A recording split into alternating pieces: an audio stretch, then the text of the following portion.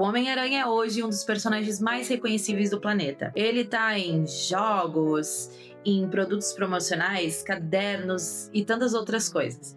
Mas quase que ele nunca foi publicado. Em 1962, quando o Stan Lee levou a ideia do personagem para o editor da Marvel, ele recebeu um não. Ninguém gostaria de um herói-aranha porque as pessoas não gostam de aranhas. E também, como que uma adolescente iria fazer sucesso como herói? Naquela época, os adolescentes heróis eram sempre os ajudantes, ficavam num papel mais secundário. Eu quero contar pra vocês a história desse personagem, de 1962 até agora, mas com foco em uma noite especial de 1973, quando uma única edição de gibi mudou a forma como as histórias em quadrinhos eram contadas. Oi, eu sou a Cassie e esse é o Estante Pop. E hoje eu quero falar sobre o amigão da vizinhança. E para isso, a gente começa do começo. Eu sou o espetacular Homem-Aranha! Em 1962, na revista Amazing Fantasy, com o roteiro do Stan Lee, a arte do Steve Ditko, em apenas 11 páginas, nós tivemos a história original do Homem-Aranha. Essa revista estava marcada para ser cancelada. Então, foi por isso mesmo que eles permitiram que a ideia doida desses caras fosse testada ali. Se não funcionasse, não teria problema nenhum. Mas a edição de despedida da Amazing Fantasy se tornou a mais vendida da editora naquele ano. Em março de 1963, o Homem-Aranha ganha a sua revista própria, The Amazing Spider-Man. Vamos pensar agora nessa grande mudança nas HQ. Até ali, histórias de super-heróis eram com o Batman, com o Superman, sempre poderosos, confiantes.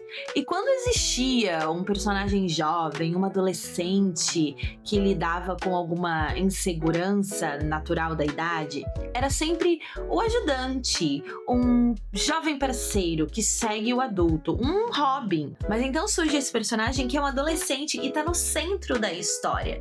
E ele ainda não é um adolescente privilegiado, bonitão e coisa e tal.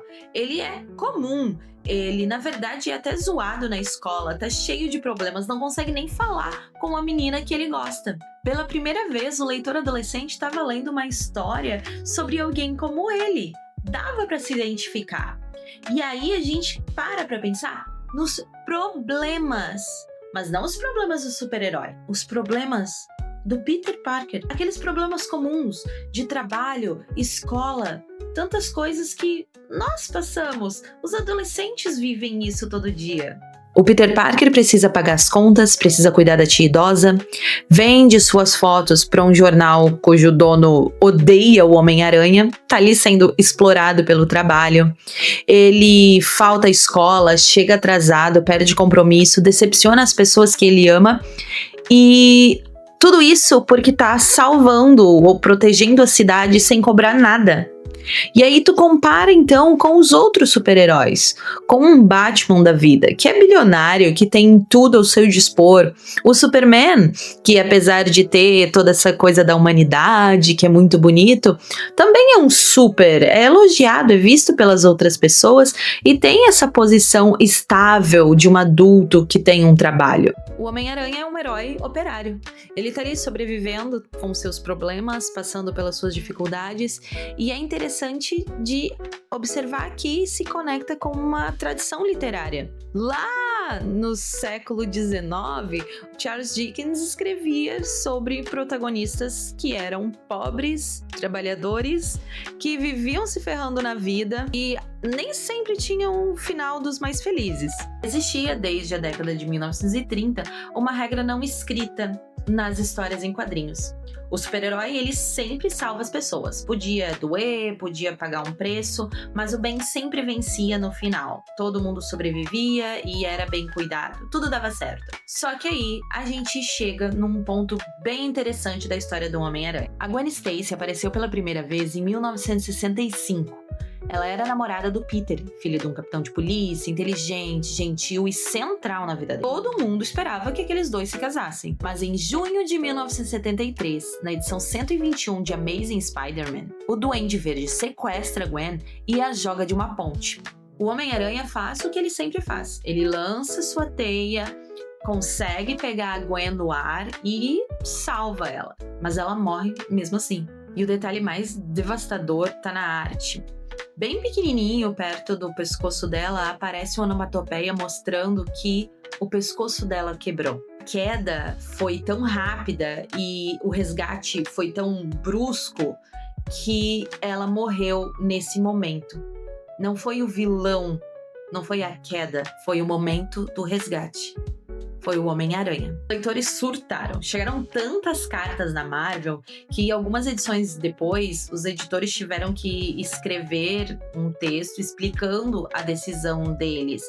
Por que aquilo fazia sentido e que sim, realmente, a Gwen Stacy tinha morrido. Pensa no peso disso.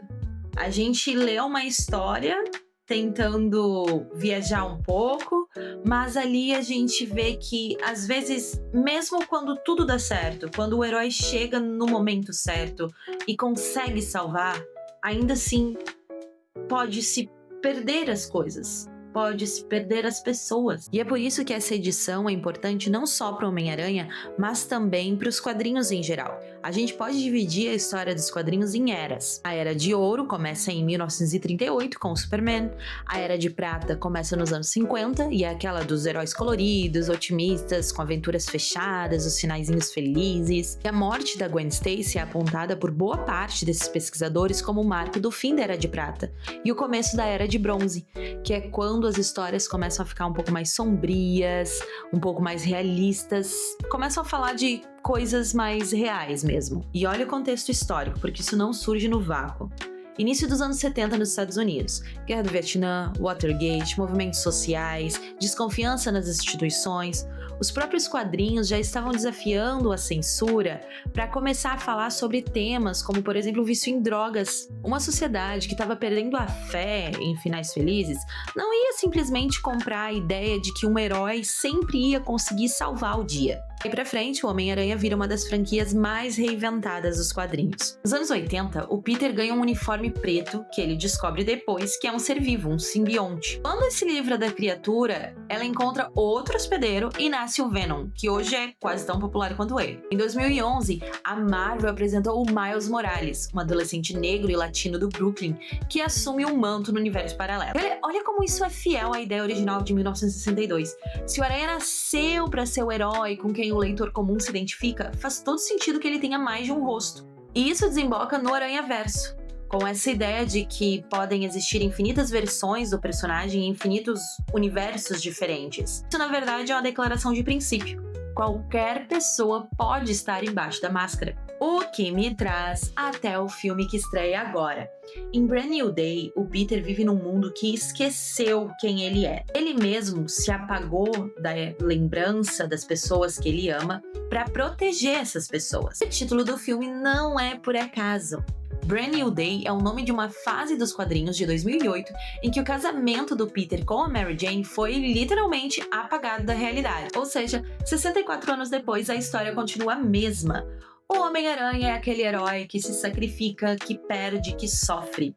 E quanto mais eu lia e procurava coisas para fazer esse roteiro, mais eu percebi que as pessoas gostam do Homem-Aranha porque ele sofre, porque ele é como todo mundo que tá se ferrando aí na vida pra conseguir crescer, viver, sobreviver nesse mundo doido. Qual é a tua fase favorita do Homem-Aranha? Tu concorda que ele precisa ficar sempre sofrendo? Ou tu acha que a gente podia dar um descanso pro personagem, deixar ele ser feliz um pouco? Me conta nos comentários. Por hoje é isso, muito obrigada por assistir até aqui. Não esquece de curtir, comentar, compartilhar, se inscrever no canal. Até o próximo vídeo. Tchau!